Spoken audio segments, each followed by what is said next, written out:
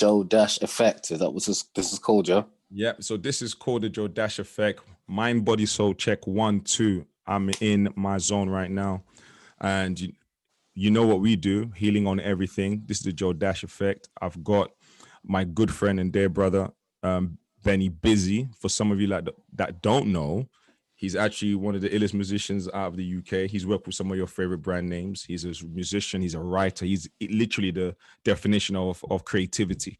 So I'm happy to introduce him, and I'm happy to know him. We go way back like cornrows, you dig? You know what I'm saying? We go way back like cornrows. Love to be on here, bro. Appreciate that, Benny, man. Benny, tell the people who you are, man, and where you're coming from, so they know that I've got a lot of amazing people in my life. So tell them who you are. My name is Benny Bizzie. Used to be a grime artist. That's where my journey started from, in Tottenham. Grime artist. And then behind the scenes, writing songs for a lot of singers in the neighborhood, and just like, kind of doing both, balancing act. And then you're MCing at the time back in the day, innit? Yeah, I was spitting. Might know you as a grime artist at some point. Yeah. At the forefront, I'm spitting, but at the back, people didn't know I was writing. I was there singing melodies and writing for female singers and whoever, like, and just developing the young bucks and trying to help them, man. So just playing them two roles, and then eventually later, it's kind of weird how life happens, and then I became the singer, and then the rapper kind of took a back seat. So it's that's life. That's the creative being, innit? Like it takes different forms. Give it 4 years, you're doing something. You found out something new about. Do you know what I mean? That artistry. So I'm just going with the flow, man. Just going with the flow. No, true. But yeah, man. But I've done a lot of stuff, man. Been on Channel U. Been played on BBC One Extra. Worked with BBK, Gets, Reg 32, Scorcher. Rapid. There's a story behind that. Tell the people where you're from, though, because see that there's a story behind that. There's a reason why you were able to kind of get around these guys. Where are you from? I'm from Tottenham, man. I'm from Tottenham. What's life like? Let's start there. What's life I like the way that just took a turn. I like the way that just took a turn. Yeah, because I know about Tottenham. I grew up in Hackney. You know what I'm saying? Man said, introduce yourself. Yeah, I like to catch people off guard. I'm like, listen, I want people to know. Tell people what it's like growing up in Tottenham. What is it like? So it's the 90s. What's Tottenham like? Yeah. I got to split into sections because I'll get to home. That's one thing. Yeah. At home, family. Yeah. Whatever that looks like. Yeah. School's definitely a big one. In fact, let's do home. School and then ends, and then outside ends. Right, wherever so you kind of end up fitting in on the outside, whether it's the schoolmates or gangs or music crews or radio man. That was all our world. That was literally our world. That was our world. That was it. That was it. And our job was to navigate and surf through the daily events of within all those three things. And it's mad because all three things came with its own burdens and pressures and expectations and whew. Bro, you survived it. You look amazing. You're healthy. You bought your crib. And I just want to talk to the youngers out there who start in the ends. How do you grow to a place where you're a man of peace? You follow your craft. You own your home. You're doing that, and that's the journey we're really going to hone into. So we're going to start with everything starts at home. So walk me through, I know you're Nigerian descent. What is it like growing up in a Nigerian household, growing up in the 90s? What is it like for people that don't know? It's loud.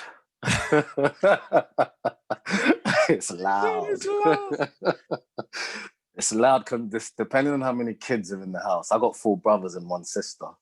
So that's 7 of you. Wait. That's 6. 6 of you, Jesus. There's 6 of you. Yeah, so what is... I got 4 brothers and 1 sister. What's the age gap? We are nothing alike. What's the age gap though? So from the oldest? It's like, it's kind of weird. It kind of is like 1 year difference from the oldest to me and the one after me. And then there was a 2-3 year gap. And then the next 3 are like a 1 year difference between them 3. It's like, I don't know, okay. but So there's 6 people in this there's crib. 6 of us, man. There's 6 What is of it us, like? and What you can, eating and obviously we're Nigerian? talking council flats, flats, 2 bedrooms, we're talking bunk beds with, 3, 4 man. Do you know what I mean, that kind of, you know the setup. What they say? What's this thing? Young Jeezy say it says big family, small house, no room. You know what I mean? And I felt that bar because it kind of describes a lot of us. So we're in Tottenham. You don't know what's outside like that yet. Yeah, but you hear the sounds because London is a noisy place. So there's noise in your house and outside your house. All of this is sounding the same. What are you listening to in the 90s? What are you bumping? You mean what? It's probably.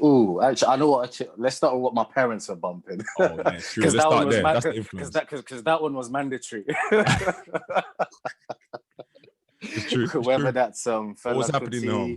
Fela Kuti, Sunny Ade, Sonny Okosun. We're talking gospel artists as well. Michael Jackson, a bit of Whitney Houston, a bit of Tina Turner. So a bit of soul, a bit of gospel, and a bit of cultural. Cultural stuff. But then me, I was listening to initially So Solid, Oxide Nucino, like Heartless Crew, that era. And then moving into like Dizzy Rascal, Rough Squad, all that, Wiley, grime basically. Yeah. So and then being inspired by that, and then deciding that actually, for whatever reason, this would be a good outlet for me, and then me deciding to be a writer. So how old are you when you kind of come to that realization that music is something I want to actually play with? Or remember, I'm talking about the 90s, so you may not have come to that yet. Were you really into music heavy in the 90s, or did this come in your early teens? When did you start? We're talking like 15, 16. Oh, okay. So we're talking secondary school. We're talking secondary school, man. But okay, so back to your house. You're in your home. You're hearing all these sounds. What is your siblings listening to? What are they bumping? Are they just everyone scattered? Or everyone's in the same room, really. Like there's only 2-3 rooms, like. Do you know what I mean? So it's like whatever I'm playing, they're listening to. Whatever they're playing, I'm listening to. It's you're the second oldest. We're all kind of listening to the same thing, really. A bit of American hip hop as well. Your Ja Rules, your Ashanti, you're the second oldest, all that stuff as well. Yeah, I'm second. I'm second. Yeah. So you're doing all this and stuff like that. What is a typical days? What mom and dad out at work? Was mom a stay-at-home mom? Nah, my parents both worked. My mom was working for Red Cross. My dad was working overnight, like care jobs, that kind of. They were both carers, to be honest. Like, and then my dad's obviously ministry man as well. Is a pastor. So the cloth. Yeah, so it's all been about care. It's been about community. Yeah, that's the environment. Man. How did they? But this is the thing. So obviously, we're talking about Tottenham. Yeah. But the thing is, for me, I feel like that's not where my life started. Because I remember a good 5 years being in boarding school in Nigeria before I even got. Are you born here? I was born here. Oh, but you went to then I went back to study. What was that? The shock value. And what then was come that? back. So for me, I feel like I've had that. That's what I'm saying. So it's like you go there, you're like, what the hell is this? Yeah, that's shock. Come back. Go to school back home for people that don't know is a shock. Exactly. And then you come back, you're thinking, after that, I've just been through, this is safety. But actually, then man are getting stabbed on a bus and being robbed by 8 o'clock at night. Do you know what I mean? Like all that stuff. You're thinking, wait, I just left hell. I thought I found heaven.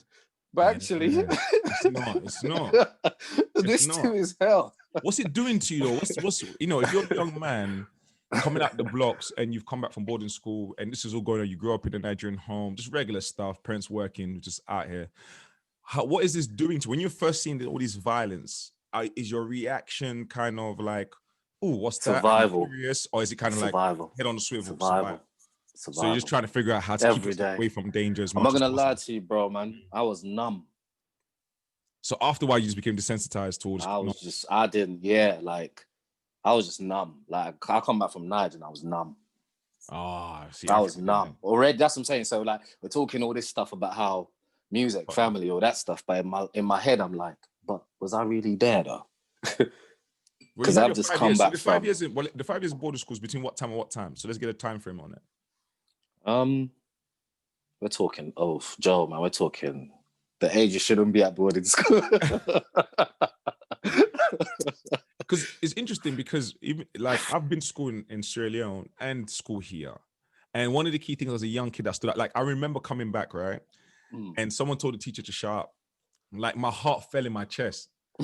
Like literally, I just wanted to just bury myself wherever I was sitting. Exactly. Because the culture shock is being back home. Like, you didn't even think to open your mouth like that to a prefect, yet alone a teacher. Do you understand what I'm saying? So that was on my mind. It later on made me educationally lazy because back home we fought for grades.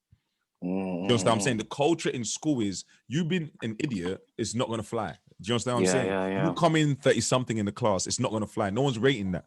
You know what I mean? You have to be top 5 minimum for people to respect your intellect.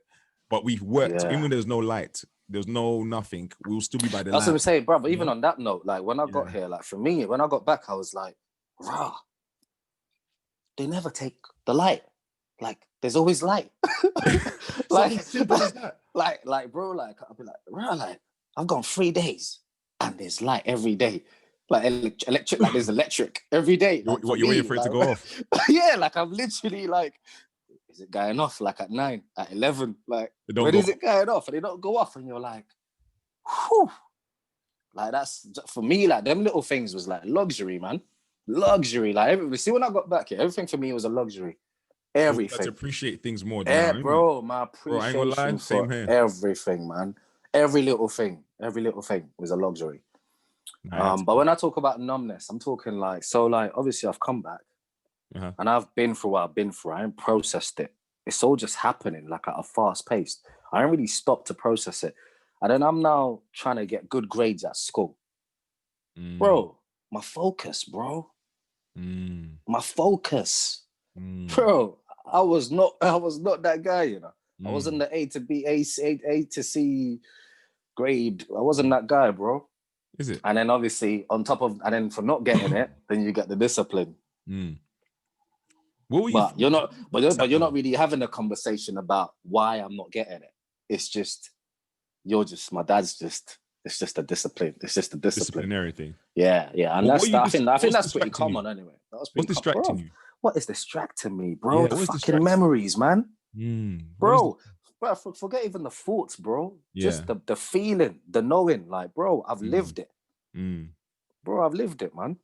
Lived it. Was there anyone in the family that you felt you can talk to? Was there even siblings? No, I don't feel there was time for that, man.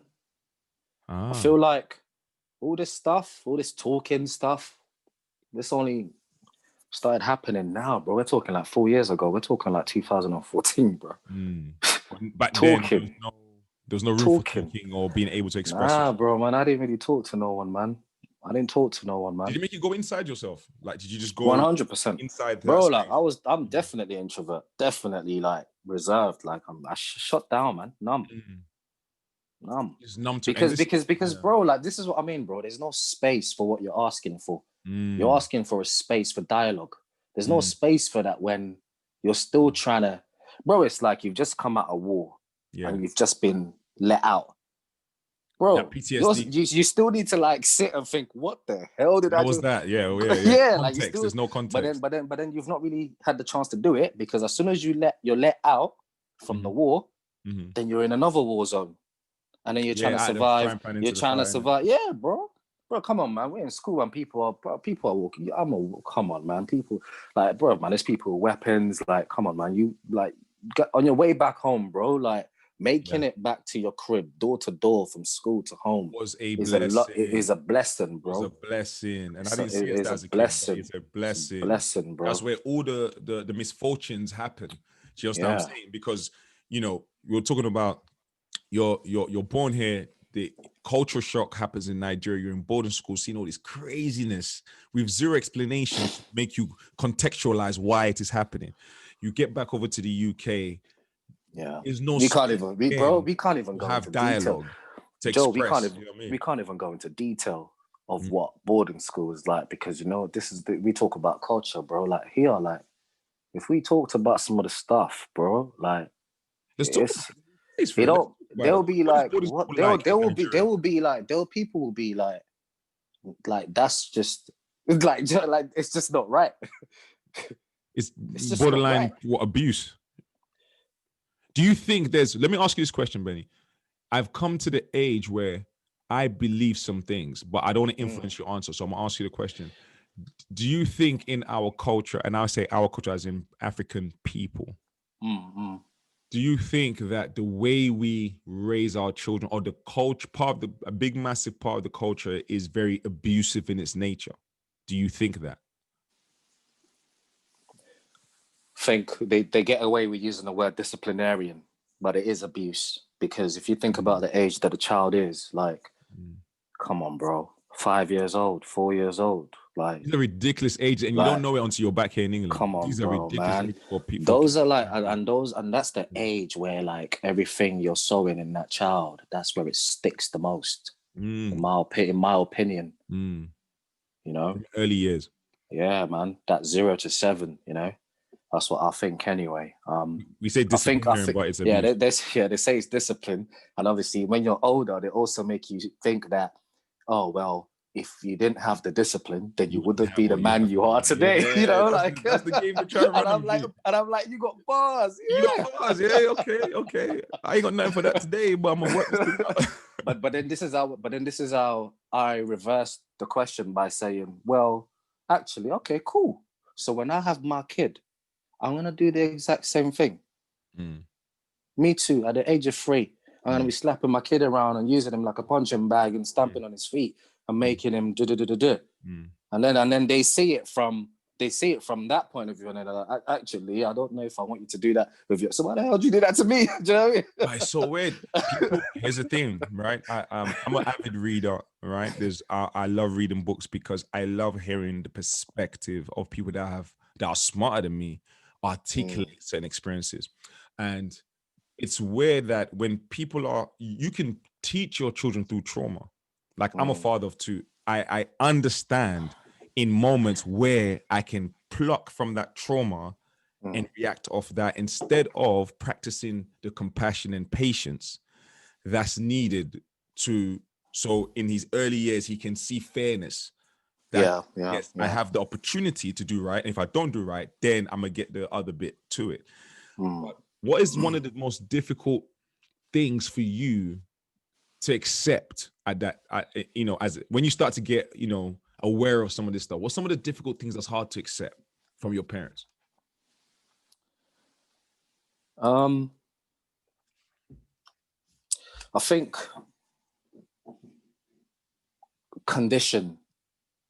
I feel like there shouldn't be conditions, bro.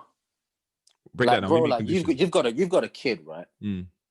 Like I should just love my kid. Yeah, like, do you know what I mean? Like I shouldn't have to hold him for ransom. Like you shouldn't have to tick that box and I get what you're saying. Like it shouldn't be conditional. It shouldn't be I love you when you're like this. Yeah, like when if you're not like this, the love is withdrawn. Bro, I love you if you pay the contribute to the mortgage every month. You do this. That's when the respect comes in. If you come to church every Sunday and stand on the pulpit. I love you if you every morning. There's these set of rules, man. I love you if you get an A star and a B and you become a lawyer, doctor, scientist, and there's all these all these conditions that we have to jump through. Yeah. What if I don't do none of that? Then what? You throw me in a pit? Here comes the abuse. Like, what are we doing there, man? Like, what if I don't meet any of those conditions? Then what? It's a tough one. Then that one what? is a tough one. Then what? Because, bro, I didn't meet those conditions. I ain't singing gospel songs, bro. I'm an R&B singer. My dad's a pastor. I never got A's and B's and C's, bruv. I ain't no doctor or lawyer, bruv. You're just you. I was in Tottenham, in gangs, in crews, doing what I shouldn't be doing. So no, I didn't meet those conditions. Does that mean you throw me to the... do you know what I mean? That's what I mean when I say conditions. Like, so my question is, what does that do to one's self-esteem? when he's out there? What is it doing? Because this is the transition now from in the house. Now we're going to transition out into the ends. What does it do for the self-esteem? Now you're 15, 16. You know what I mean? You're old enough now to kind of hold your own, but you're still young enough not to understand a lot of things. What does that do for your self-esteem? Talk to me about that. I'm not going to lie. You just get used to it. You just get used to embodying the knowing that you're never going to be good enough. Like, no matter what I do, unless I meet those conditions, you will never accept me. Wait, pause there. Does that bleed into how you build relationships with people? It does, 100, bro. So I'm trying to prove myself times 10. I'm trying to do singer, writer, rapper, engineer, any way possible. Bro, you do everything. I sing, I rap, I'm just doing everything. Like everything. Get a job, get that job, to do 3 jobs at the same time and be everything you're doing in music, and just try and manage it all, because just so people can accept. Bro, man, I've had friends ask me, man. I've had friends say to me, like, Benny, man, what are you trying to prove? What are you trying to prove, man? Did it register then when they asked you? Did it register? No, when they asked me, it didn't register. Because I've been asked that, and it didn't register when I was asked that. I didn't know what to say. I'm like, I'm not trying to prove anything. That was my reaction. What was your? Because I'm like, I'm not trying to prove anything. From my mind. And I took that personal. I took that personal. When I was asked that, I took that personal, because for me, I was like, what do you mean what I'm trying to prove? What do you mean what I'm trying to prove? I'm trying to be a man out here. Like, I'm trying to make something of myself. Like, I'm trying to get somewhere. Like, you know, like, what do you mean what am I trying to prove? You know, but when you're young, ego, when you're young, ego, all these things, you know, and these are the things we're trying to do as young men and women. We're growing into this space where, you know, we've discussed where you're coming from, what's happening, no space. So now these conditioned you now when you're out there to do the most, because you have to prove yourself. Yeah, even when no one asks you to. I still do it, man. Even now, I still do it. Even now, I know better. You know, you can manage it more now because you're, like you said, you know better. But back then, it managed you, if that makes sense. Exactly. Life was living me. Like, I wasn't living life. I wasn't in the driving seat. I wasn't the one. Yeah, I was just there while everything was happening, and I was just going along. Like, but now I'm actually in control. So like, now I'm in control. Let's talk about the ends. You're out here proving yourself to who, and why did you feel the need that these people were even worthy? Or was that even a conversation that you had with yourself?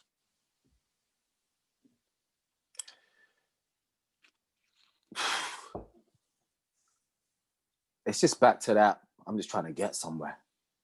Did you know where you were going, though? Anywhere, bro, I didn't know. 100% didn't know. But also, there were only a few things available to me. Resources. So I'm only going to do one of the 2 things available to me. Unfortunately, that is affiliate with XYZ, who this, that, doing they can get whatnot. The things that you desire or that you believe. Yeah, just give me a step up. That, do you know what I mean? Just give me a nudge up. Do you know what I mean? Man. You know, bro, man, I feel like I remember messaging my dad actually at one point, going, Dad, like, I failed all my GCSEs. You know, I ain't going uni. Like, I failed. Like, there's no way I'm going uni. I've applied to every uni and I didn't get in. Like, what's his reaction? Like, come on, you know his reaction. What's his reaction?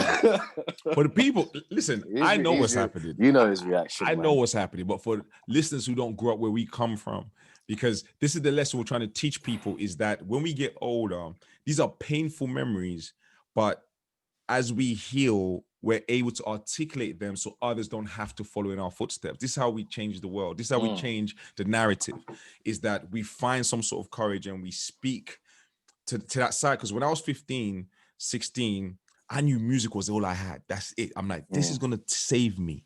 Like, music was my Messiah. It's going to save me from all of this. Like, that's all I knew. I don't know. I'm a bright kid, but for some reason, me and school didn't really connect. And my mom just used to think, you're just lazy. Like, that's just the bottom line. And she was right in hindsight. But I was also distracted with so much going on that my thing was, you know, and I was an average student, so B's and C's. Average. And my mom's like, you're doing that without trying. What's wrong with you? But you said something that I resonate with, which was these distractions. The distractions and not having the space to be able to feel comfortable and safe enough to tell someone I am struggling with Not even I'm strong. At 15, 16, I didn't even know I was strong with anything. I just knew I was poor. That's all I knew. So I just thought this was all the symptoms of poverty. Like, I didn't know there was mental health. I didn't know there was emotional God, that's health. another one as well, bro. I thought the symptoms of poverty. I was like, oh, we're poor. This is just how life is for poor people, you know? Yeah.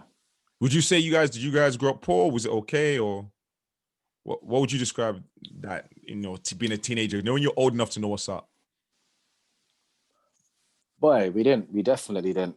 Like, we got by, like, we just got by, like, every week, every month we did that.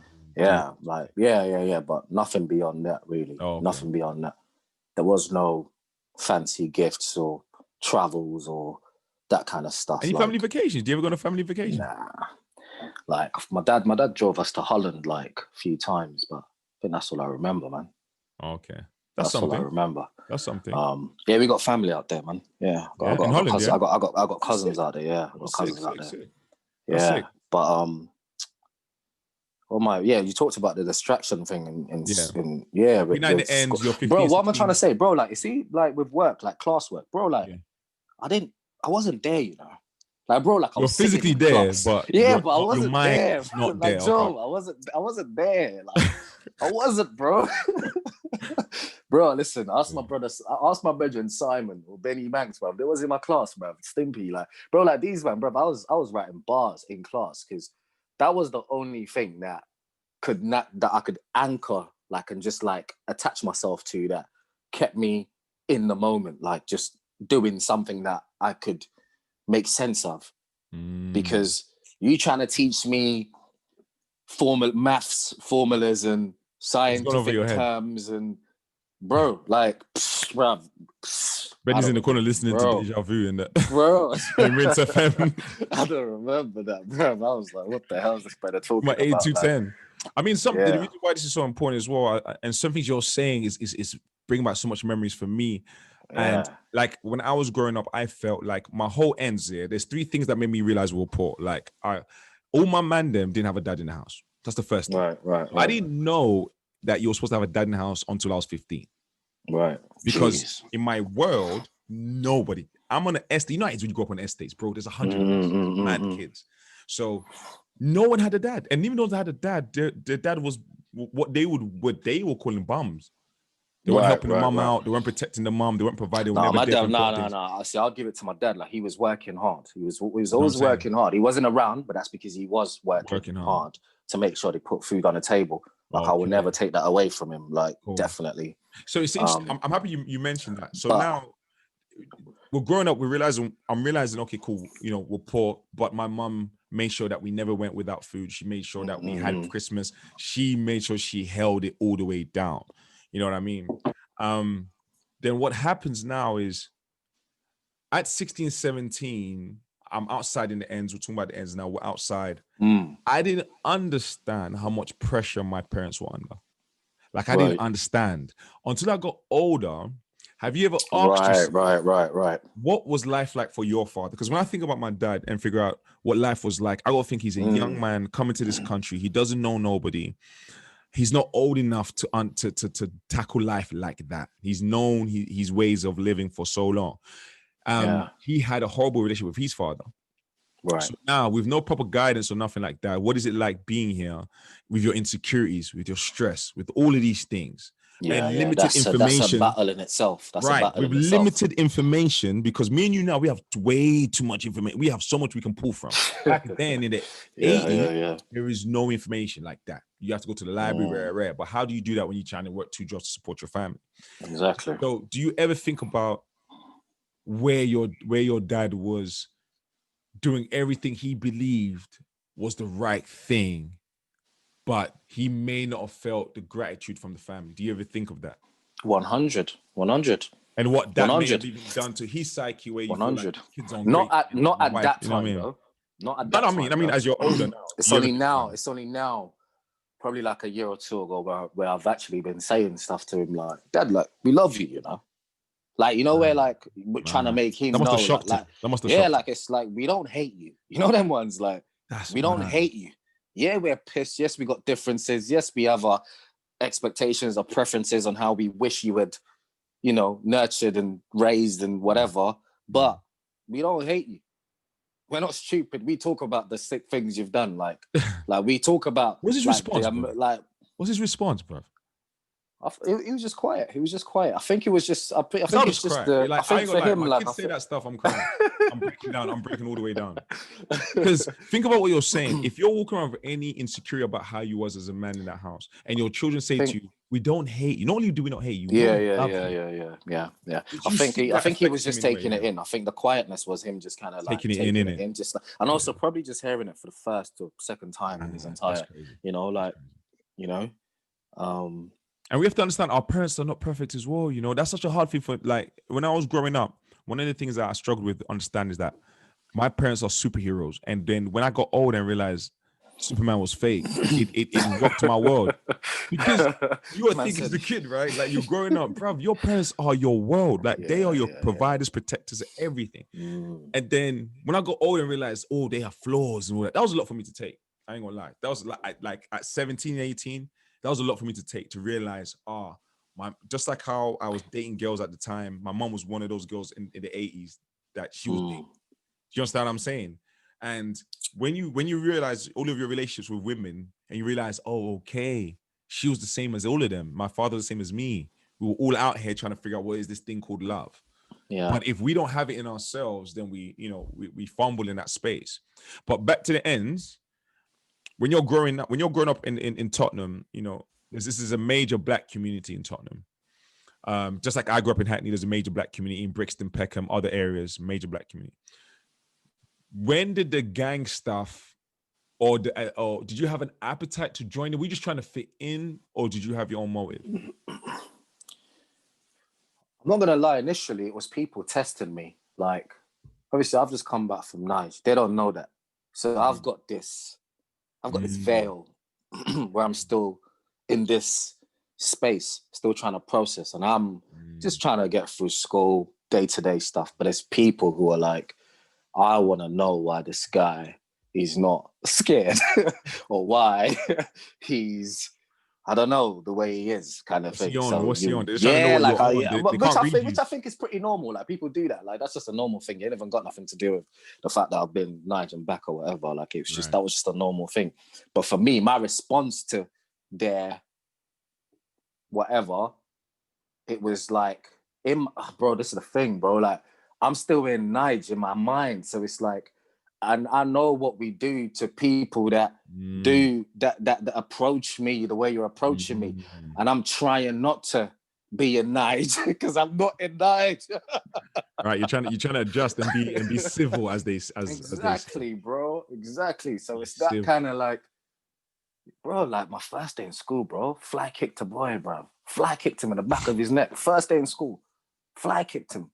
And bro, what did he do? What did he do? How did you even end up doing? All he did was say he actually, not all he did. I think he did cuss my mum, like. Oh yeah, back then. Yeah, in school. But that qualified you for one. That qualified. Yeah, granted you access to a face punch. Your mum.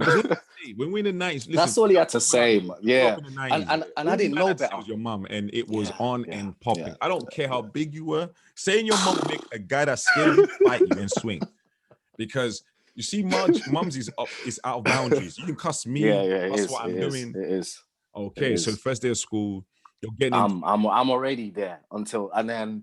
Are you happy at this time? Like in your teenage years, are you happy? I'm like, what the hell is going on? Like, what's this? What is this? Like, where am I? That's where I'm at in my mind. Anyway, got in trouble, got home, got beaten for. Getting in trouble. Someone in the neck, as you do. You know what I'm saying? I'm like, son, I understand, but and then like being then taught that, right? I know this is just not how we do things here. You know, trying to relearn that and just trying to build the, man. It's a tough thing, and it's trying to unlearn everything that you had seen and learn, and those ways of living, and then trying to relearn.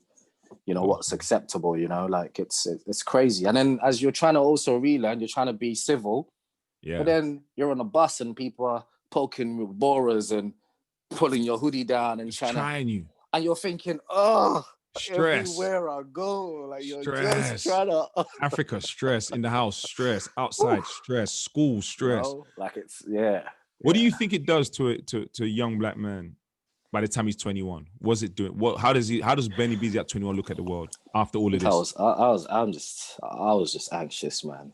I think I definitely like developed some anxiety, 100%, legs shaking. The ends will make you do shaking, that, though. I ain't gonna lie. The ends will make you have some anxiety and paranoia around you. Yeah, but the worst thing though, bro, was that it wasn't because I was scared.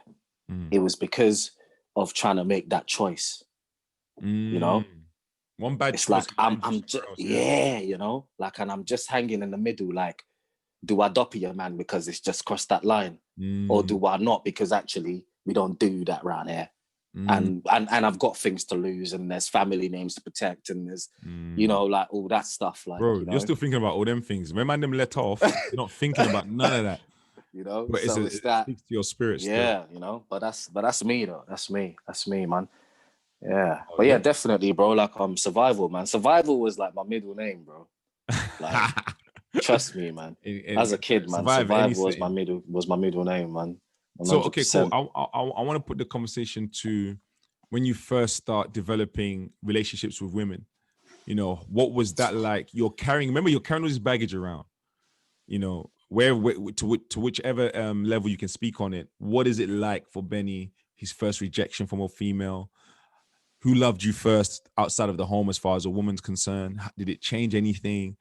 An example I can give is like, when I was young, I didn't think that I was a ladies' man at all. I thought I was awkward. I was tall and awkward. I didn't even know how to walk like a tall person. I'm 6'5". I didn't even know how to walk like one. You know what I mean? I didn't even know how to carry my height. Because it was so weird. I realized that I enjoyed having connections with people. I enjoyed it. I enjoyed making friends. I was one of them outgoing kids that would just make friends with you. Like, so if I saw Benny, we're in primary school together and you're the quiet one, I'll come. I'm like, yo, Benny, what's up? You good? Nah, bro, I saw you did. Like, I'm one of them kids that would just made a friend out of you, you just chilling there. And only later on in life, I realized that because of my relationship with my father and wanting to always impress him, similar to what you're saying, I had this thing in my mind where that, don't worry, like, I'm gonna take care of you. I always want to take care of people. I don't know where it comes from, but I had this thing where it's like, don't worry, I got you. Don't worry, we good. We're gonna do this together. I relate with that. Yeah, you know what I mean? I had this thing. So if I would saw Benny in secondary school, I'd be like, don't worry, bro, I got you, bro. We here, bro. You African, I'm African. That was my mentality. We protect each other. Because that's all I learned in the end, is that we got. You know what I'm saying? So if we have nobody else, I've got your back. If something goes left, I'm gonna pull up. You know what I mean? The activities we indulge in on the day-to-day can make us either a gang or just a group of guys. You know what I'm saying? And it's a very thin line, because in the midst of doing that, I almost got caught up in the gang stuff. And that wasn't me. That was never me. But I realized that all I saw was them that were hurt, that were in pain. So I always wanted to help them, because I saw people in way more pain than I was. You know what I mean? People that have never met their father. Some people ain't met their mom ever. Some men have been bouncing around in the housing system. Do you understand what I'm saying? And I was like, oh man, because my mom worked in a care home for young people or something. I don't know what it's called back then, but I used to work in one of those houses, and they keep all the kids there. And she would take me to work with her. And then I'll listen to these kids, and they were my age. I used to think to myself, raw, my life is not horrible. My life is not horrible, because what they're talking about, I can't even conceive or fathom the idea. I was like, oh, what? Why did your mom punch you in the face? Like, or kick you down the stairs. Yeah, why did your mom push you down the stairs? I didn't understand, because my mom was my protector, right? So part of the healing, I want to spend time talking about the healing process. The first thing I had to do was forgive myself, accept me. I had to accept me to levels that I didn't even know that I was upset with myself on certain things. I had to accept that you were not great here. You were horrible here. And after nights about crying over it, literally tears, crying over it, I had to make the choice now. My mind was, okay, what do we do with this? Now we've unpacked. Right. Where do we go? What do we do? My mom has always been an advocate for therapy. She's like, maybe you should talk to someone. So one day I was like, yeah, you know, you're right. Let me talk to someone. Used to do the phone calls back in the day because I was too embarrassed, ashamed. Because one thing we haven't spoke about that I want to even get your point on before we get to the healing part, actually, which is worth talking about. In any culture, I'm sure, but I'm going to speak from African culture because that's what I know. Shame masks a lot of wickedness in our culture. So if something happened to me, the shame will not make me want to tell my mom or tell anyone, because I'll think I'm shaming the family. The family. Yeah. We're that's shaming. 100. They put that pressure on young kids, and I'm so 100. young, and I'm like, I want to talk to someone about this because my mom's in pain, but I'm not supposed to because it's family business. But I feel if I don't tell someone, something's going to happen to it. Like, all these things are flowing in my mind. But talk to me about that, from just how shame plays a part before you can even open your mouth. Bro, I think that warrants every decision you make, man. Every decision you make, you have to keep, like, bro, I feel like every decision I made, like, I had to think, like, is that going to tarnish the family name? Imagine. Bro, like, for young men. Bro, like, every decision. That was like standard.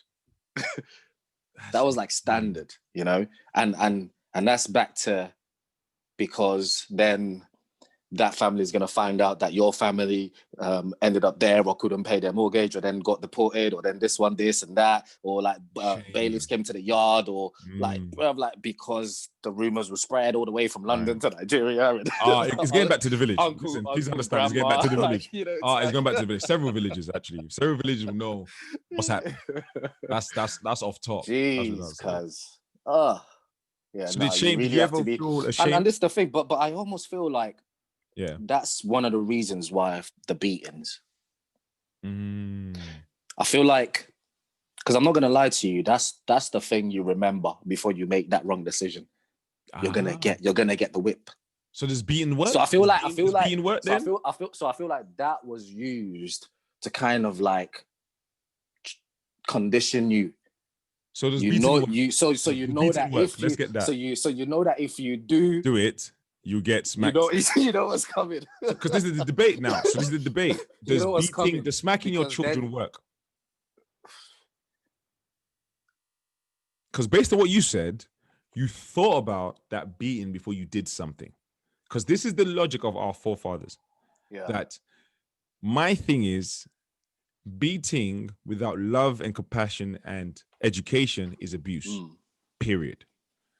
If you're beating your child within reason, make sure that the beating is not the first, second, third, or fourth choice.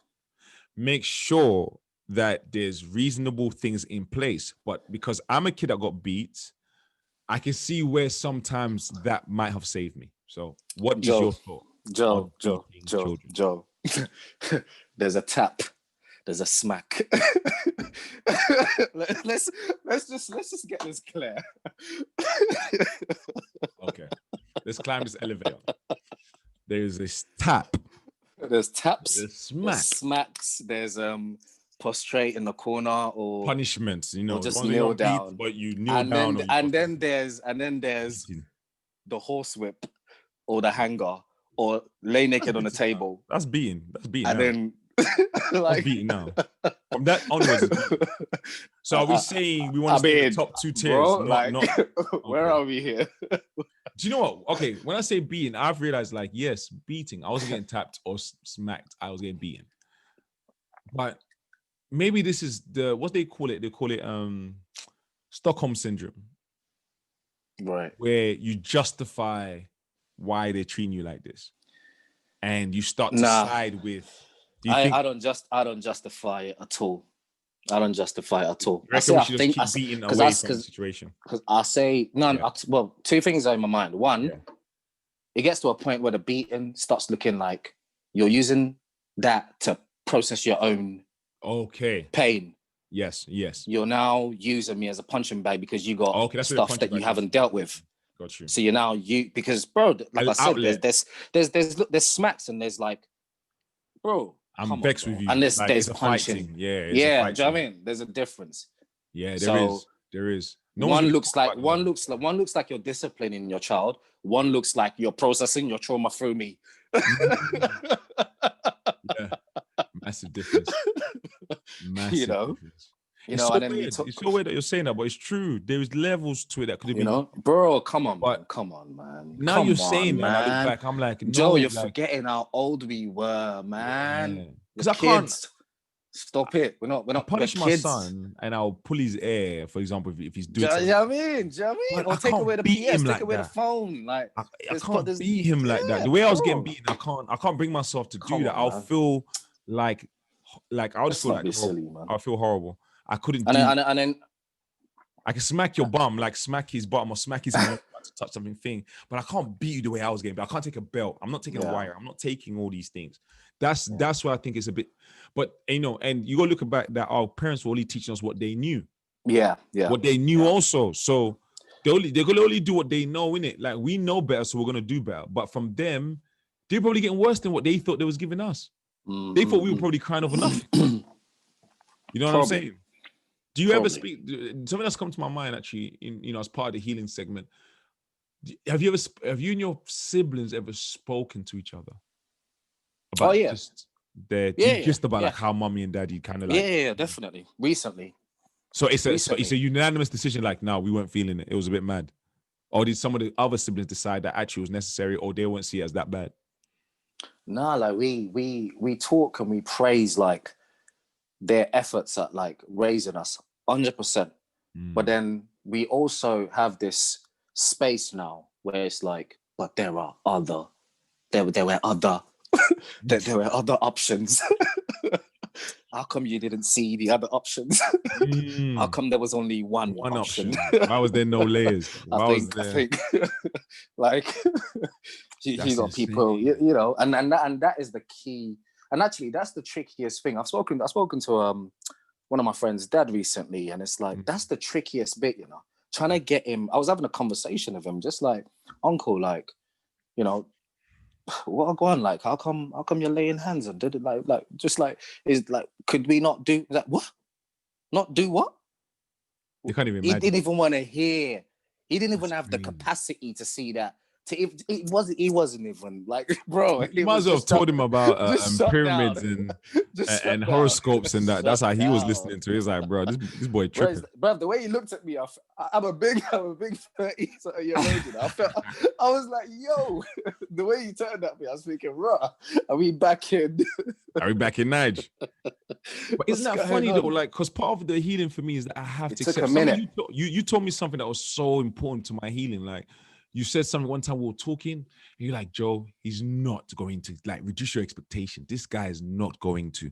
Like, I had to sit with that for a minute. I remember being in town center, my town center in Essex, and I sat down on the bench because what you said was messing with me. I sat down on the bench. I was like, wait, you meaning to tell me I'm never going to get some form of acknowledgement or something that says, I know I've caused you pain? Are you telling me I'm supposed to accept this? I wrestled with that for weeks, Benny. Yeah. I was like, Benny's doing the work that I need to be doing, but bro, I need to process this. Like, you're not gonna get I'm not gonna get nothing. And you're like, bro, you have to accept you're gonna get zero. You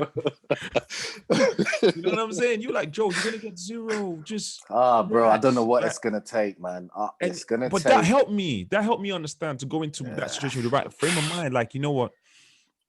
In the new year, I'm like, I've been practicing of Joe, have no expectation, you know, but come with love.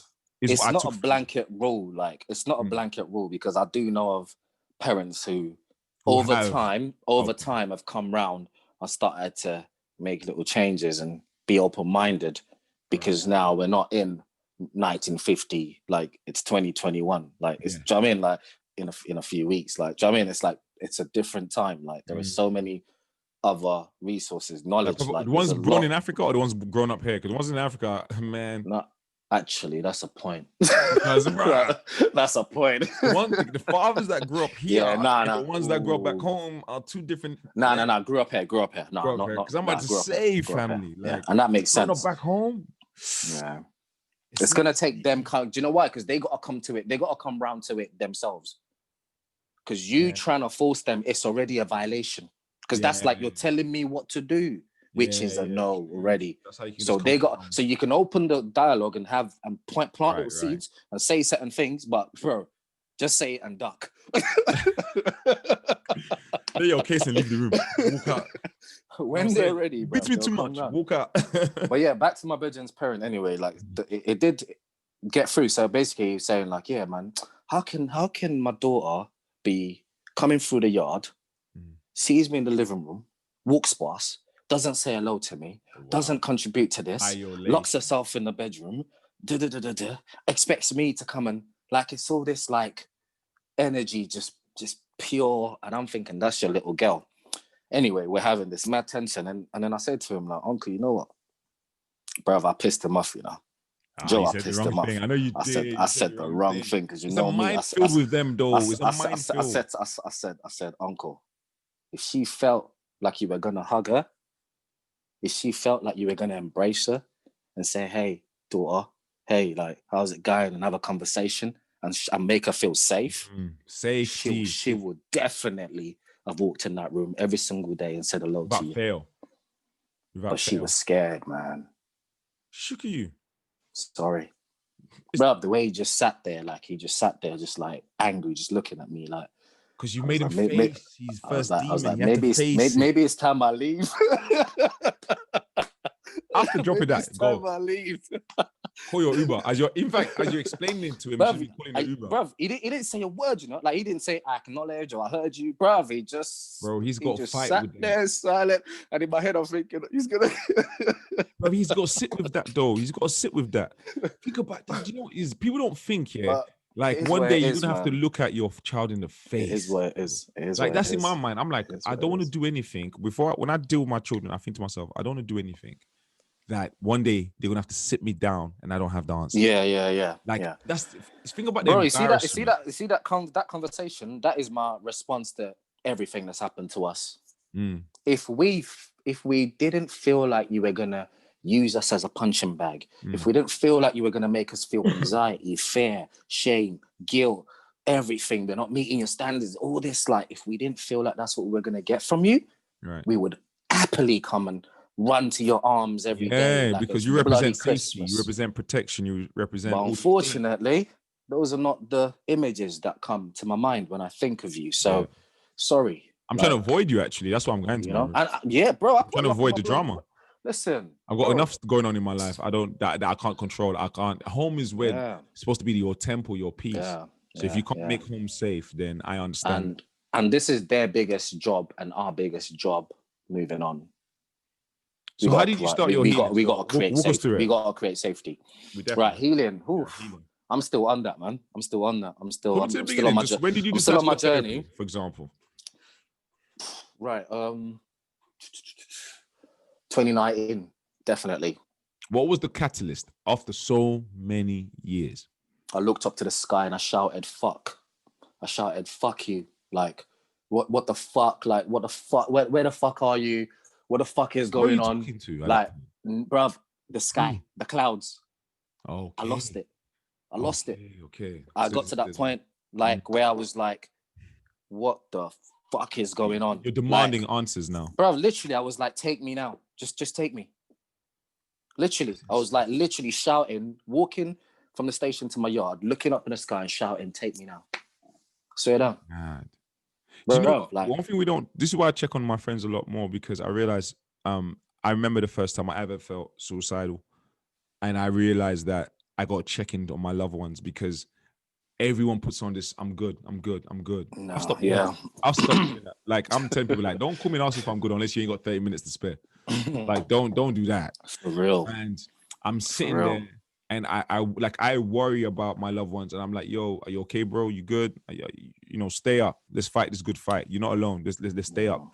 But I realized that when it comes to those, when you get to that point that you're talking about, that's when change is about to happen, because that's where change started to happen for you. And it was. You know what I mean? Because you gotta have enough. And the tipping. So two things are in my mind. So one. Yeah. The tipping point is the next day, after all that screaming and shouting and whatever, I picked up my phone and I called and I asked for help for the first time in my life. Did something happened that day that made you even go there? I didn't ask that, but did something happen that day? So that's the second thing on my mind. So basically, everything since we've been talking about, everything that's happened, bro. Yeah.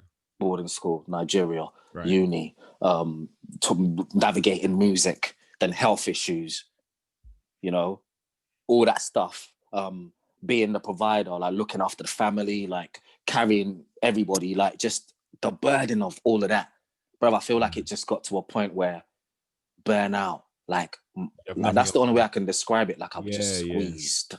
Yeah, like I had nothing left to give, Joe. Like I had nothing left to give, bro. I had nothing left to give, and I was just like, bro, man, I was having a seizure every week, MRI scans every month. This neurologist, that neurologist, that ophthalmologist, this ENT, electrodes in my head, this sleep EEG, bro. Like the amount of frigging procedures and medications that I've been through and professionals have seen in the last 8-10 years, like, you know, you're like, well, that shit is exhausting, you know. And on top of that, you're working because you got bills to pay. Like, obviously, you're not gonna because you got. And it's so funny. This whole time we're seeing Benny, right? We're like, Benny's good, man. He's doing his music. He's fine, but you're going through so much, bro. You know, and it's so weird because from the outside, you may not even know, like, why is he like this? Why is he? Because you find a quiet guy anyway. And I was just thinking to myself, why is he so quiet? He's so talented. Like, why is he quiet? Like, with all this, if I could sing like him, my mouth would be big. Like, literally, like, I used to tell Guillermo, like, yo, you know what? If I could sing like Benny, like me and Dion used to be like, if we could sing like Benny, bro, we'd be out here prowling the streets. You lots for of women, jokers. like, trust me, like, because the way we looked at it was like, Benny's got the talent, but he's very humble with it, like how he carries himself. But that's because it was serving a different purpose for me, and that's that back to everyone's journey is different. For me, it was serving a purpose of, it was protecting me, it was therapy, it was safety, which is what we've been talking about, isn't it? That we've not had. It was the only safe place. It was the only safe place, bro. It was the only safe place. So that's why my music is packed with emotion, bro. No matter how much I try and hide it, bro. Like emotions. See that emotions to you? Bro, see that song? I play it. Because, bro, do you know what's so mad? I'll tell people one thing for free. Like, when I really like a song, I rinse it. I'm one of those people. I have to rinse it. Right. Like, I played your song when I've been depressed. I've played your song when I've been happy. A few girls have said that. A few people have said that. In different moods. Your song. Some guy, it's mad. Your song, literally, I always say, for people that haven't heard it, it's the Emotions EP is a whole body of work. You can find it on all platforms. But you have to understand, like, I've been very fortunate that a lot of my friends made music. Like real, like not like, oh, my friend's really good, you know, like nah, like if you hear the music, you're like, yeah. Like how, like, because I've heard your music back in the day, and I've heard it now. And some of you just said, if someone asks me, how would you describe Benny's music from back then to now? I'm like, it's packed with emotion. Yeah. That's why I feel it more. You know what I'm saying? You know what I'm saying? So even like my first ever single on TV on Channel U when I was about probably 16 was called Angry. That was my first single, you know, Angry. Imagine that. At that point, I didn't even know that. That's why I wrote the tune. That it's this stuff. The emotions, that song, Emotion. The beat was emotional. Yeah, that's true. The beat that's alone. True. Nah. And the way you penned it.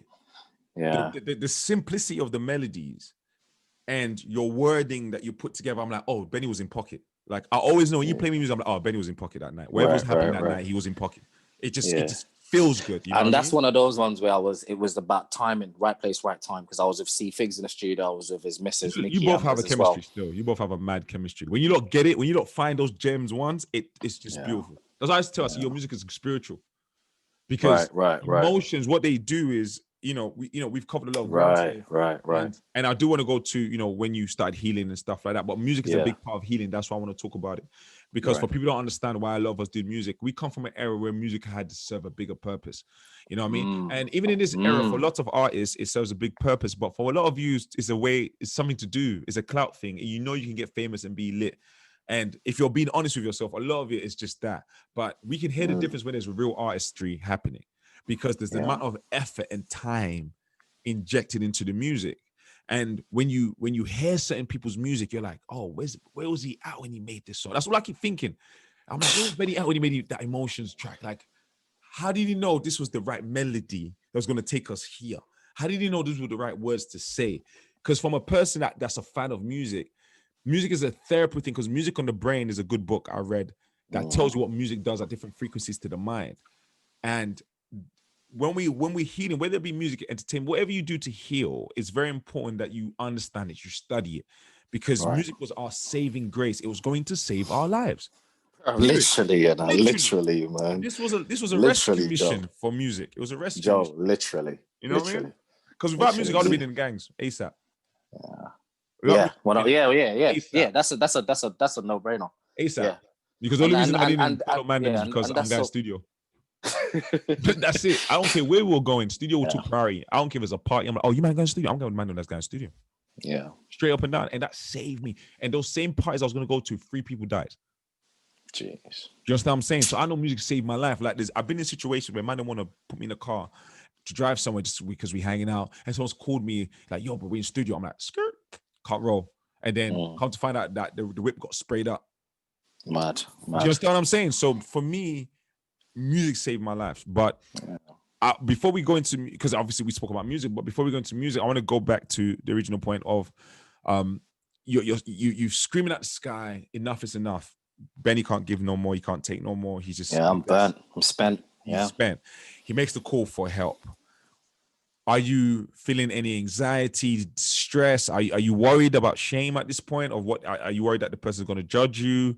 Because I think this is a very important segment for people to understand that want to go get therapy, because Black people specifically, we have this thing about paying someone, because in our mind, we reduce it to I'm paying someone to tell me something where I could just talk to my fix it myself. And it's like, no, I think people miss the point about therapy, and we're going to go into it.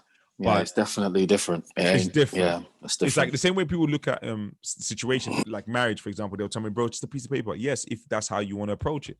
You know, everything's about how you want to use it. It's a hammer, in it. You use a hammer to nail in nails, or you use it to murder someone, right? So how you use the tool is different. So for me, how did you use therapy, and were you ever worried about they judging you? And if you did, how did you get over it?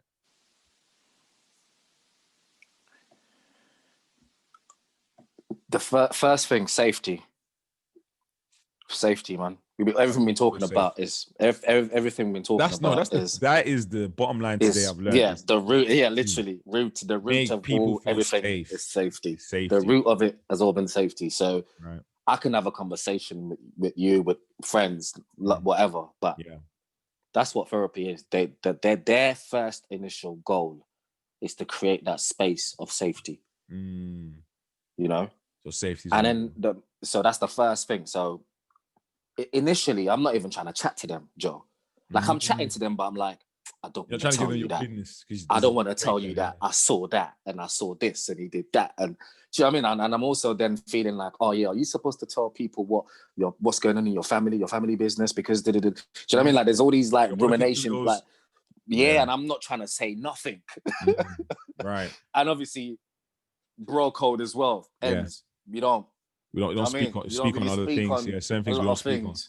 So I'm trying to also find out how much can I really say in this safe space. How much is this really protected and confidential, and all that stuff's going through my head. I'm literally asking her, I'm telling her like, is this information, like, are you gonna burn it? Are you gonna burn it after the session? Like this never happened. Like, you see that writing you're doing? This never happened. Are you gonna burn it after? No, they can't. Like they can't even tell police unless some. They did say. They did say. I'm not gonna lie to you, Joe. Like I didn't tell them a lot of stuff, man. I still didn't, even up to today. There's some things I just can't say, Joe. I just can't. But then how are you gonna heal properly, fully? Nah, but you don't. I feel the amount I've done is enough to allow, because I feel like it's like a ripple effect, and I've noticed it happening. Okay. Because it's been 2 years now, 2019. Yeah, it's been 2 years now, and I've noticed every 4 months, every quarter, I've seen how like one little burst or opening of that space of like potential for like healing, hope, whatever. I've noticed that we can just talk about one thing and it somehow spills over to another thing, and spills over to another thing, and more spaces are open and more potentials opening and all that stuff. So I don't really feel, so I feel like. How many sessions did you go in? Sorry, just to cut you, but it's very important for people to understand. How many sessions did you go in before you felt comfortable enough just to even say the basics? Bro, it depends on who you get. So change? Do you know what? Right, let me even just talk you through from the beginning. Right, the next day I called a company called Music Support. Yeah, there was a lady called Joanne. I won't forget, because obviously I was blessed, Joe. Because if it was the wrong person that picked up the phone that day, I don't know where I'd be today. Real talk. So I was very lucky that this Joanne lady was the right person. She said the right things. She had the right temperament. She left enough gaps and spaces in between our conversations that allowed me to process and feel heard. There was just, the way it went was just the right way, Joe. Okay. And them things don't happen by accident. Because it was just right. Trust me, Joe. Any other person, or I could have just been like, yeah, well, cool, right, bye, beep, done. Don't want to chat. But this person kept me on the phone for about an hour, gave me a time, heard me, listened, and then offered suggestions and guidance. And then she checked in with me like 3 days later, a week later, and then kind of dissipated. But she left enough for me to then go and then call up NHS and then try and get therapy through them. Right. And then I done, so then we're talking NHS. Then I went, obviously, NHS route. Group therapy is what they put me through. They put me in a group. I went there. I'm not going to lie, Joe. I did one session and I never went back. Well, I can't do that. Because, like, this one we're talking about, Joe. I can't. Who the fuck? Who are you? Why are you here? Like, my brain is just like not. Yeah. It just didn't work, man. It just didn't work. So that didn't work. Left it. Went back to them. Said, look, that ain't working. I ain't going back. Blah blah blah. And then they've put me in a one-on-one thing. I had to wait a lot longer. Went through that. Then this was 8 sessions. They gave me 8 sessions one-to-one with someone. Okay. And I went every week. This one, the first 2 weeks, I didn't say nothing. I was just sat in that room, just bro, like, it's so mad. Like 40 minutes or 45 minutes went. I didn't say nothing. And she allowed that to happen as well. Because she could have forced it and been like, nah, we have to talk. We have to do. What's going on? But she knew, like, she just knew. And I guess it's like my body language, bro. She could see it. Like, my legs are shaking. I'm looking everywhere. Survival mode. I'm scanning. Do you know what I mean? I'm like, is someone coming for me? Do you know what I mean? I'm like, do you know what I mean? I'm not ready. I'm not ready to be heard, you know? And I'm also not trying to tell my story 10 times to 10 people. Because I don't trust. I've got trust issues. Do you know what I mean? Yeah. I don't know you. Like, and I'm going to open up my life story to you. Like, do you know what I mean? So all that stuff's going on anyway. 3 sessions in later, I start opening up. I start talking, and then they kind of make you do a timeline and they walk you back to like the locations you were. And then back to it again. First question, did you feel safe? So if I said I was in boarding school, if I said I was in Tottenham, if I said I was at home in Meridian in school, it's like, who was around you? Right. Did you feel safe? That's like the first kind of picture they're trying to get. And my answer, Joe, is always no. Safe. Answer is always no. Safe. Answer is always no. That's very key. It took a long time before, like, I got to a point where I could name one person or 2 people that made me feel safe, or like a place where I felt safe. It took a long time because I'm in survival mode. Every day is war.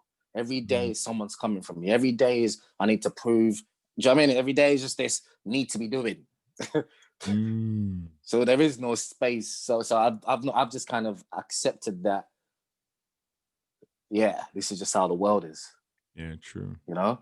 True. But anyway, done those sessions. Kind of just some things came out, not like deep things, but just surface level things just came out. Helped to just kind of start talking a bit. Okay, right. Done those sessions, and then they were like, we can't fund anymore. So now I'm left by myself. But at least something's opened up somewhere. Okay, right. So then I start reading books. I start going for walks.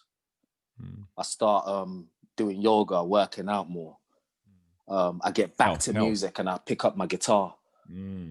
So, but me, I didn't even know that these things I'm doing are actually going to contribute to my overall healing over time. I'm just kind of intuitively just kind of navigating the stuff that give you life, picking up these things that I don't mind doing.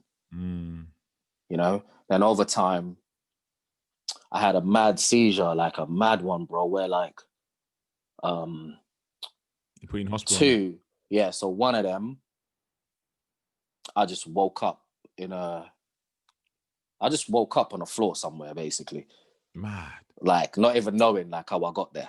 or like where, what, like even till today, Joe, I don't know what I was doing before. Like it's just a gap, like space. I don't know what's happened. Wow. Like I'm just on the floor, like in my towel. How old were you when you had your first seizure? How old were you? It was after uni, so it would be, I finished uni at 2010, so 2017. We're talking like 22. Oh, okay. Yeah, 20, yeah, but in my 20s, man.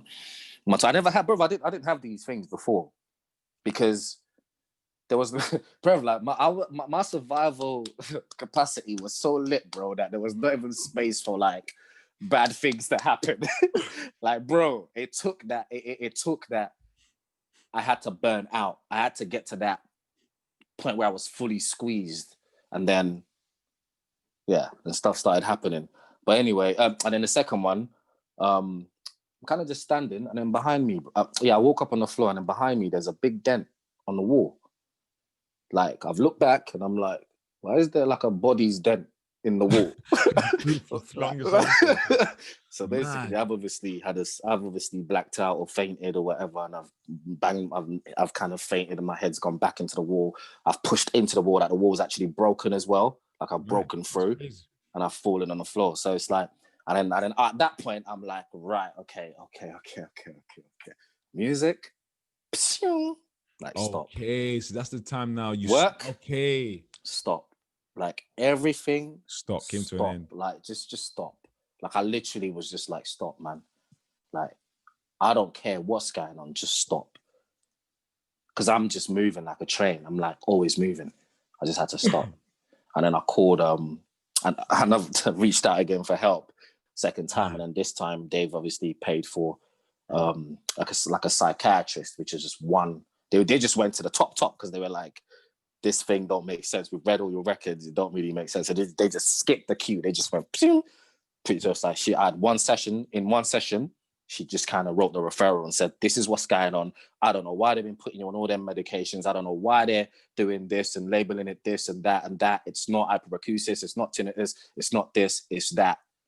Go and get support for that. And then I've now gone to get the right therapy for that.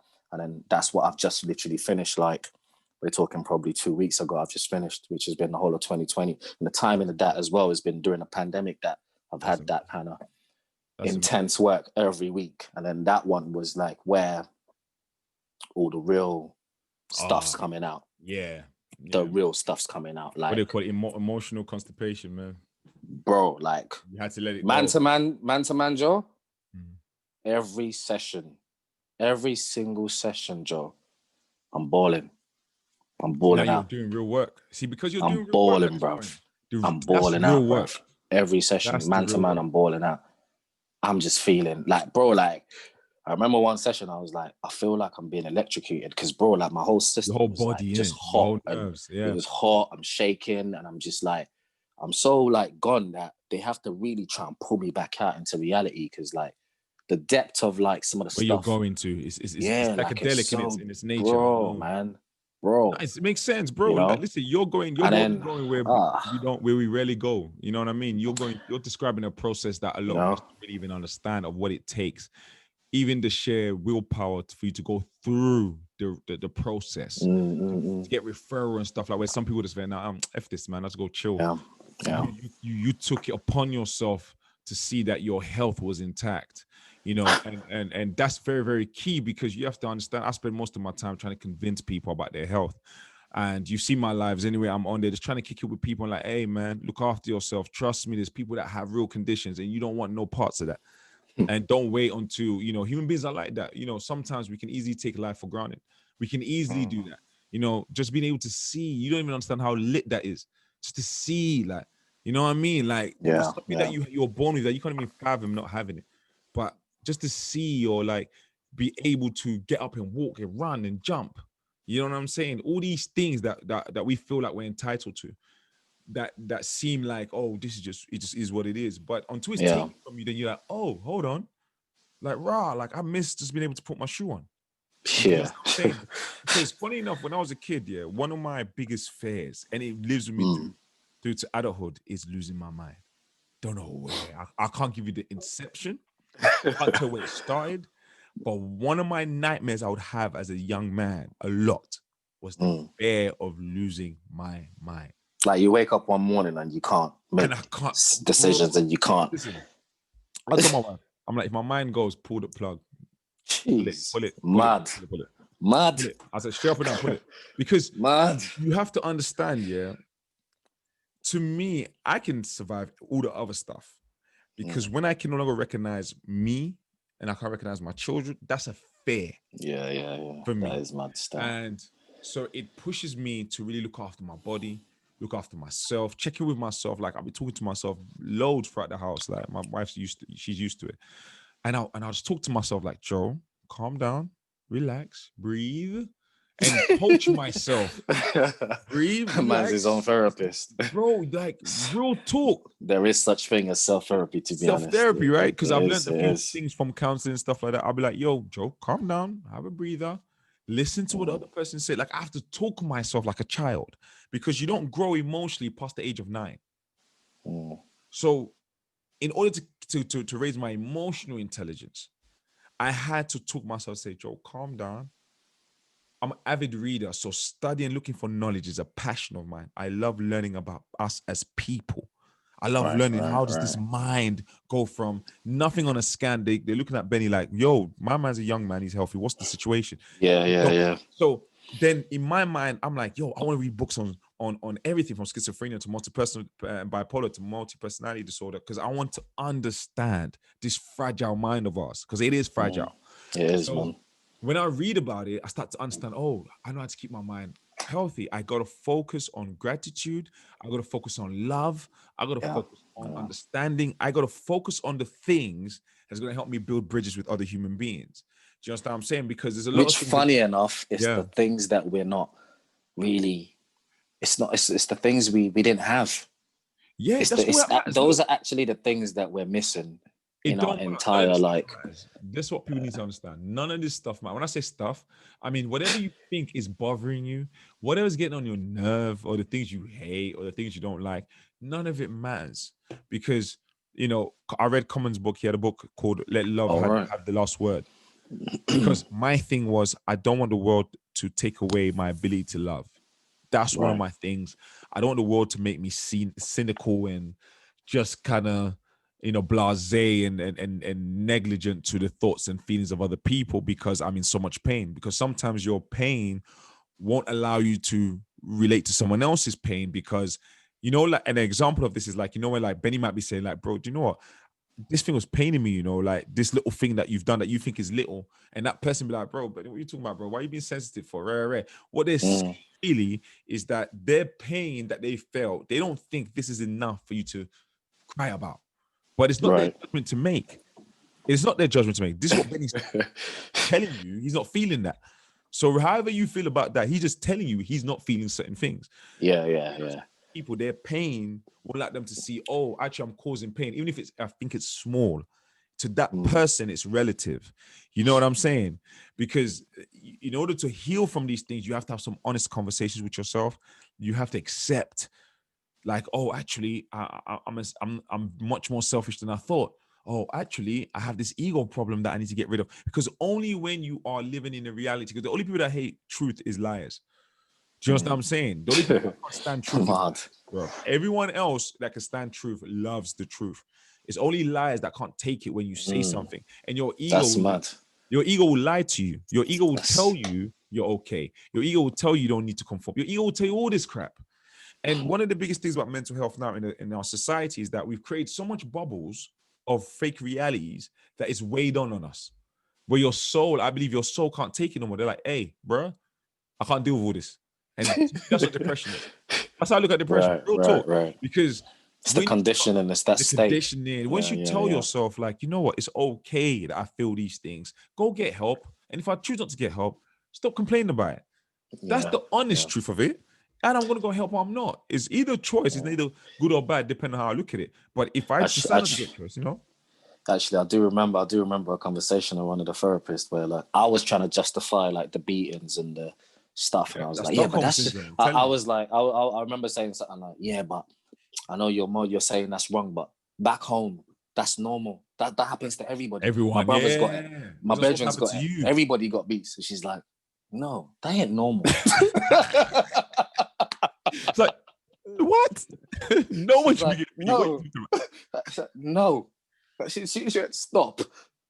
No, that ain't normal. That ain't normal, You know bro. that was where you have to be like, Bro, to be honest, because, I talk to my and brothers bro, in the like, do you know how Caribbean mad that and is? all Because that. I'm They so understand. used to that.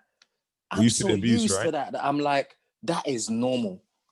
Do me a favor. Jeez, So, imagine that. Here's what we're gonna round up the session with, because okay, right, is it a time? Bruh, we've gone way past time. I'm telling you. But I'm just so, do you know I'm what? so moved, bro. We couldn't cover. We couldn't even cover all the stuff. We couldn't. You lot are gonna see Benny again. We couldn't, man. You're gonna see the return. And next time when we see each other, we're gonna sit down face to face, and we're gonna have some shots and really unravel this thing. Amen to that. One thing I really respect, the many things really I really respect about you, Benny, is just that your growth is something you carry as a badge of honor. You're not ashamed of it. You don't run from it. You speak it like it is, and you just say, "Yo, bro, I was feeling that way." Do you understand what I'm saying? I think, you know, before we get on the podcast, I was saying to her, I said, bro, I'm going to make something that I believe can be the testament and let these other young people understand that it's cool to heal. Healing is the new lifestyle, and it's okay. It is, man. You got to accept certain things. You know what I mean? Bruv, it's okay. If you want to chase you want to chase anything now for the next 2 years, chase your bloody self. Chase yourself. Chase yourself, man. Chase yourself. It's the tagline, man. Chase yourself. Man. Learn about you and what it is makes your mind work. Bro, I journal, I walk. Yeah, you got journal? Sometimes I'll just sit for like 10 minutes. Today I just tested myself. I was like, let me see how long it would take before I pick up my phone or get distracted. Like it's stuff like that. Like, but that's how long did it take you? It's like I've done it for like 10, 15 minutes. But I'm just aware, I'm just noticing how like within a minute I'm already like trying to find, I'm already trying to move and trying to do stuff. And it's like, bro, chill, man. Just be, because life, we're just going. Burnout is such like a fancy thing now. Like, yeah, bro, like, I chat to people and they're like, yeah, bro, like I've been in the studio for like 7 days straight, no food, no drink, no sleep. And I'm like, good for you. I had breakfast this morning. Okay. I had breakfast this morning. Because how the hell are you working on that capacity? Like, what kind of brain power is that, bro? Like, nah, I'm not trying to. And that's the thing, because I've been that guy. Bro, Ealing, did I leave? No. Bro, I was that guy, bro. Start feeling guilty. I was there every day. Do two things. Bro. Let's do 2 things before you go. Let's do 2 things. Every day. I want you to change it. I want you to give. We're back in Tottenham. Benny, 16 years old. Give yourself 3 advices. 3 things you advise yourself. You got seconds to give your 16-year-old self 3 advices. What would you tell him? Work on yourself, man. 1, work on yourself. Focus on all the things that are going good. Focus on the things that are going good. And what's the last one? Yeah. Be kind to yourself. Stop being too hard on yourself. Deep. Yeah. Be kind to yourself. Yeah. Check on yourself. That's dope. I know it sounds selfish, bro. No, trust me. See, this is the thing I want to let people know out there. It is not selfish. Do not let people gain an imposter syndrome where you feel like taking care of yourself is selfish. It's not selfish. The world has miseducated us. It starts with you. If you are not good, you cannot be good to someone else.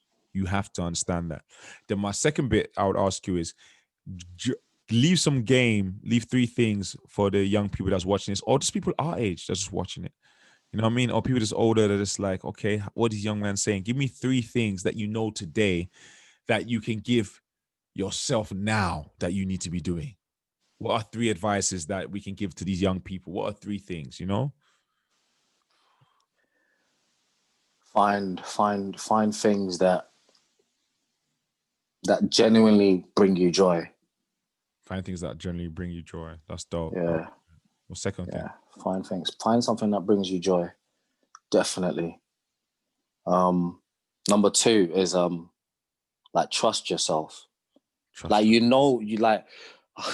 It's gonna be hard to explain this, but like, bro, like there's a lot of stuff, it's innate that we know, but we don't trust ourselves enough to give ourselves credit to be cool with that knowing. It's like, I know I'm right, but I don't trust myself, so I'm gonna do that other thing. Trust yourself is key. Cause bro, like Trusting I'll yourself tell is you why. I'll tell you why. Cause bro, like 8 years ago, I made a decision. Yeah, like I chose to do a certain type of things, and it was a very like I knew it was the right thing to do, and I did those things. right. But everyone around me made me feel like It wasn't the right thing to that do. that I was being a traitor. That's not the right thing to do. Right. Just against it basically. Got you. And then 8 years later, or for the next 8 years, I'm living my life feeling like I've missed out on this. I've made the wrong decision. Now we're in a pandemic that nobody saw coming. That friggin' decision I made is what got me through the bloody pandemic, bro. See it? Because I knew, and I knew it was the right thing to do, bro. Trust yourself. I knew, bro, and I just allowed myself to go there. I was like, I know everyone around me saying don't do this, but I'm gonna do it. I'm gonna do it because it feels right. It feels right. It feels sometimes go with your own instinct, right. Wrong or right. Sometimes just go with you. Trust you. If you want to trust anything, trust yourself over somebody else, because you have to pick up the pieces anyway. So that's the what's the last one? What's the last one? What would you give people?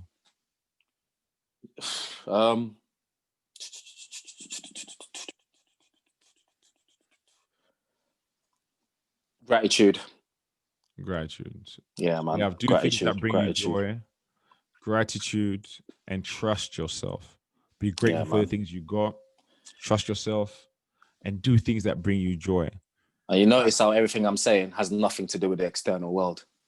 Like it ain't got nothing to do with like getting famous. I want you to explain it. I wanted them to pre it. I want you to explain it. I want them to pre it.